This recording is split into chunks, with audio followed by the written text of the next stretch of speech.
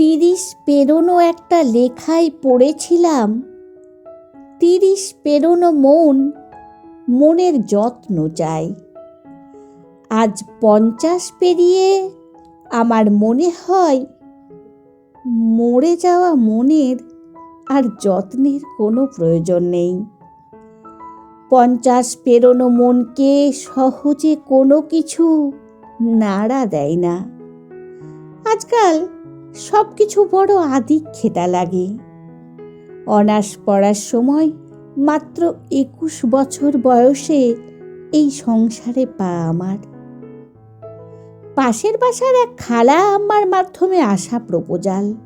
MA pass ছেলে ব্যবসায়ী, পরিবার শিক্ষিত, আর্থিকভাবে সচ্ছল। মানা করার তেমন কোনো কারণ ছিল না। তবুও বাবা কেন জানি না রাজি ছিলেন না। কারণ জিজ্ঞেস করতে শুধু এইটুকু বলেছিলেন, বেশি ভালো আবার ভালো না। আমার কেন জানি প্রথম দেখাতেই ওকে ভালো লেগে গিয়েছিল। শ্বশুর, শাশুড়ি, ননদ, 2 দেবর। পরিবারের সবচেয়ে ছোট আমি বড় বউ হব। বিয়ে করলে এখানেই, নয়তো না। কেন সেদিন এমন জেদ করেছিলাম জানি না। পরে জেনেছিলাম ভদ্রলোকও আমাকে আগে দেখে পছন্দ করে তারপর প্রপোজাল পাঠিয়েছিলেন। কি যেন বলে, লাভ অ্যান্ড ফার্স্ট সাইট, সেটাই হবে হয়তো। পরিবারের সবচেয়ে ছোট সদস্য দুম করে বড় হয়ে গিয়েছিলাম সেদিন। ছোটবেলা থেকে আদরে আহ্লাদে বড় হওয়া এই আমার ওপর দায়িত্ব পড়ল সবাইকে খুশি রাখার। বড় পরিবারের বড় ছেলে আমার বর। অনেক নিয়ম কায়দা কানুন মেনে চলতে হতো। বিয়ের 4-5 মাস পর স্বামীর কাছে আবদার করলাম সমুদ্র দেখার। সারা জীবন মা বলে এসেছেন, বিয়ে হলে ইচ্ছে মতো ঘুরতে পারবো স্বামীর সাথে। উনাকে বলতেই উনি বললেন, এত লোকের মাঝে শুধু দুজনে কিভাবে যাব, কেমন দেখায় না। কথাটা শাশুড়ি মাকে বলতেই তিনি হইচই করে উনার বোনদের সহ 32 জনের বিশাল টিম নিয়ে প্ল্যান করে ফেললেন। এত লোক একসাথে গেলে একটু তো অ্যাডজাস্ট করতেই হবে। হোটেলে রুম শেয়ার করলাম ননদদের সাথে। মজাই হয়েছিল। 4 দিনের সমুদ্র দর্শন। তবে এরপর আর কখনো কোথাও যাওয়ার আবদার করিনি। 21-22 বছরের মেয়ে আমি, কতই বা বড় আমি। আমার স্বামীর ইনকাম ভালো। ছোট দেবর ননদরা পড়ছে। আমার বিয়ের 1 বছরের মাথায় বড় ননদের ঘটা করে বিয়ে হলো। বড় ভাই ভাবির সকল দায়িত্ব পালন করলাম আমরা। আমি পড়ছিলাম তখনও।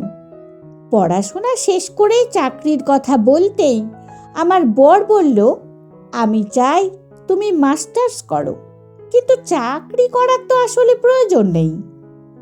কখনো প্রয়োজন হলে করবে, আর তোমার যা লাগে চাইলেই তো সব দিই আমি। সত্যিই তাই। আমায় সহ পুরো পরিবারের কারোর চাহিদার কোনো খামতি রাখেননি। সেদিন আমি বলতে পারিনি আমার চাইতে ভালো লাগে না।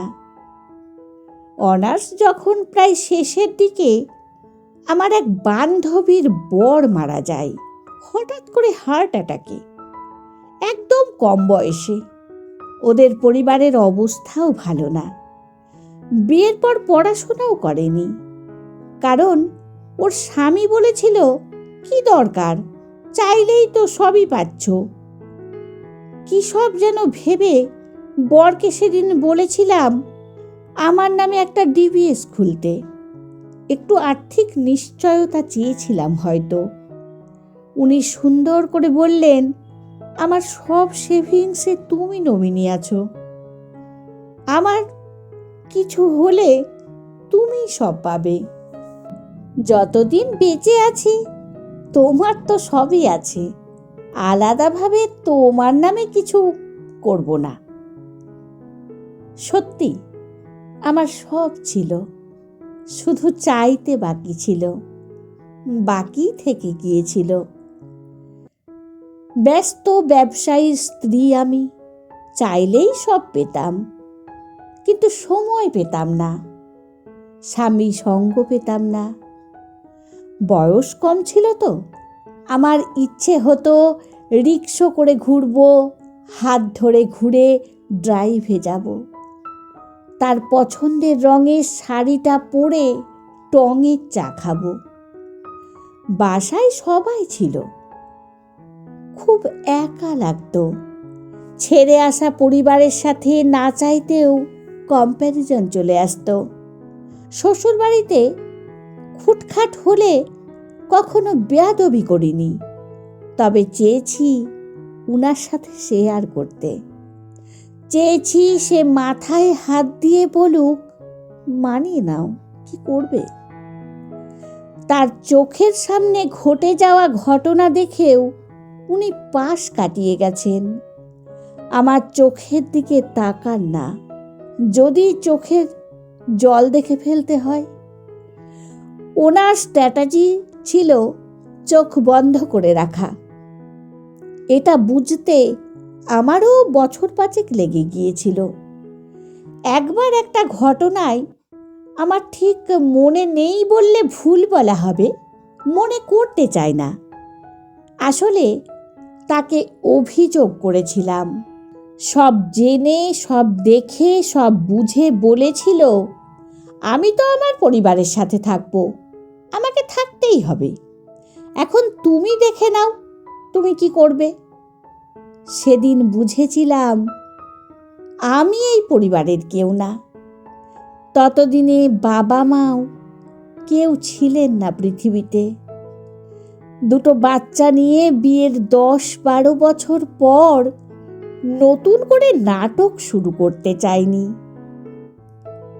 বলা হয়নি আমার 2 মেয়ে।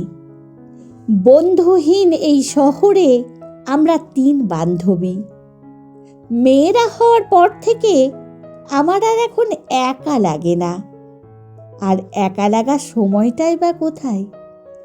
মেয়েদের স্কুল, কোচিং, পরিবারের রান্না বান্না, দেখাশোনা। শ্বশুর মারা যাবার বছর 3 পরেই শাশুড়িও মারা যান। দেবররা বিয়ে করে সংসারী, ননদরাও ভিনদেশে, যে যার মতো সংসারী। বড় সংসারটা ছোট হয়ে যায়। 2 মেয়েকে নিয়ে ব্যস্ততায় সংসার করি। মেয়েরা খাওয়ার টেবিলে বসে বাবাকে একদিন বলে, দেওয়ালের রঙগুলো বদলাতে চায়। ছোট মেয়ে সাদা রুম চাই, সাদা পর্দা, সাদা ফার্নিচার, সব সাদা। বাবা হাসেন, বলেন, যা ইচ্ছে করো, তোমার বাসা তো, তোমার পছন্দেই হবে। বড় মেয়ে লিভিং রুমে লো লাইট ফার্নিচার রাখতে চাই, বোহেমিয়ান স্টাইল নাকি কি যেন একটা বলে। মেয়ের বাবা হাসে আর বলে, মায়ের সাথে ডিসকাস করো, যা তোমাদের ভালো লাগে করো। আহা, ডিসকাস কথাটি কি মধুর। বিয়ের 23 বছর পর ইদানিং মাঝে সাঝেই দেখি উনি কিছু করার আগে আমার সাথে ডিসকাস করার কথা বলেন। মেয়েরা বড় হয়েছে, সব কিছুতেই বাবার এই মায়ের মতামত নেওয়ার ব্যাপারটা তাদের খুব ভালো লাগে। তারাও এমন একটা লাইফ পার্টনার চাই, যারা তার বাবার মতো তাদের মতামতের গুরুত্ব দেবে। আমি শুধু হাসি। না, মতামত আমি আজও দিই না। সংসার জীবনের এতগুলো বছর মতামত না দিয়ে কাটাতে পেরেছি যখন, আর এতদিনেই বা কি করব? মতামত দেওয়ার ইচ্ছে, অনিচ্ছে জানানোর ইচ্ছেটাই মরে গেছে। তাও অনেক দিন হলো। আমার স্বামী অসম্ভব ভালো মানুষ, অত্যন্ত বন্ধুবৎসল, দায়িত্বপরায়ণ এবং পরার্থপর। কোনো বন্ধু অল্প পরিচিত যে কোনো কারোর বিপদে উনি কিছু না ভেবে পাশে দাঁড়ান। নিঃসন্দেহে ভালো ভালো ভাই, ভালো বাবা, পরিবারের সবার প্রয়োজন মেটান। কার কি কখন লাগবে সব খেয়াল রাখেন তিনি। স্ত্রী হিসেবে আমাকেও তিনি সেইভাবে তৈরি করেছেন। হাজার হোক বাড়ির বড় বউ আমি, তিনি ভালো স্বামীও বটে। গায়ে হাত তোলা, পরিবারকে নিয়ে বাজে কথা বলা কখনো না। আমার কোনো চাহিদা অপূর্ণ রাখেননি। চাইলেই সব পেয়ে এসেছি সারাটা জীবন, শুধু চাইতে হবে। নিজে থেকে স্ত্রীর প্রয়োজন বুঝলে বোধহয় পৌরুষত্বে কোথাও আঘাত লাগে। কখনো অভিমানে যদি বলে ফেলেছি, জীবনে দু একবার শুনতে হয়েছে। আমার টিপিক্যাল চিন্তাভাবনা। আমার বিয়ের বয়স 32, আমার বয়স 53.5। 50 পার করে আমি নিজেকে বদলে ফেলেছি। চিন্তা করতে গেলে অনেক টিপিক্যাল চিন্তা আসে মনে, তাই আমি আর চিন্তা করি না। এখন আর আমাকে কোনো কিছুই ভাবায় না, কোনো কিছুতেই আমি আবেগী হই না। আমার স্বামীর বয়স এখন 60-এর কিছু বেশি। এখন উনি প্রকৃত অর্থেই ভালো স্বামী, এমন স্বামী যে কোনো সদ্য বিবাহিতা নারীর জন্য আরাধ্য। বিয়ের 32 বছর পর যখন আমাদের দুজনের বাবা মা পরপারে, ভাই বোনের যে যার ব্যক্তিগত সংসার হয়েছে, বন্ধুরা সব বয়সের ভারে ক্লান্ত, আমাদের মেয়েদের বিয়ে দিয়ে তারা দুজন দুই দেশে। এখন আমি আর আমার স্বামীর, আমরা দুজনেই দুজনের খুব ভালো বন্ধু। আমার প্রেশারের ওষুধ থেকে শুরু করে এমন কোনো জিনিস নেই যে উনি খোঁজ রাখেন না। উনি আমাকে নিয়ে বিশ্ব ভ্রমণে যেতে চান। বাড়িটিকে আমার পছন্দের নীল রং করাতে চান। রান্নাঘর থেকে জোর করে নিয়ে বসিয়ে তার নতুন প্রজেক্টের প্ল্যান বলেন। আমার মনে পড়ে যায়, আমি তো বিজনেস গ্র্যাজুয়েট। পূর্বাঞ্চলের পুরো জমিটা বিক্রি করে দিয়ে উনি পুরো টাকাটা আমার নামে ফিক্সড করে রেখেছেন। আমার সাথে বারান্দায় বসে চা খেতে খেতে গল্প করবেন বলে উনি ইংল্যান্ড থেকে শৌখিন লঞ্চ চেয়ার অর্ডার করে আমাকে সারপ্রাইজ দেন। মেয়েদের ভিডিও কল করে দেখান, মেয়েরাও ভীষণ খুশি। বাবা মা একে অপরকে ভীষণ ভালোবাসে, এই বোধের চেয়ে সন্তানের কাছে আর বেশি কিছু আনন্দের, ভালো লাগার থাকতে পারে না। আমি ওনাকে বোঝাতে পারি না আমার আর বেড়াতে ভালো লাগে না।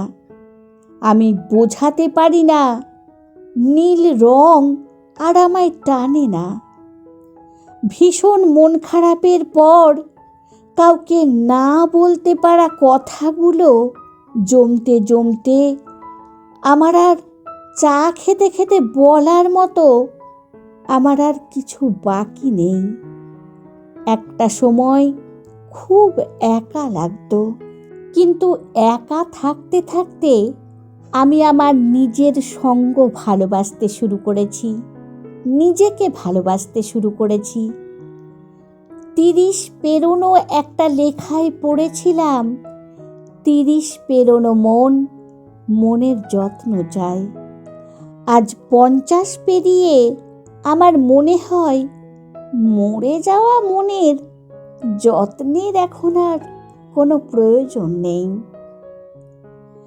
কলমে সাদিয়া মুবারক, কণ্ঠে সোনালী।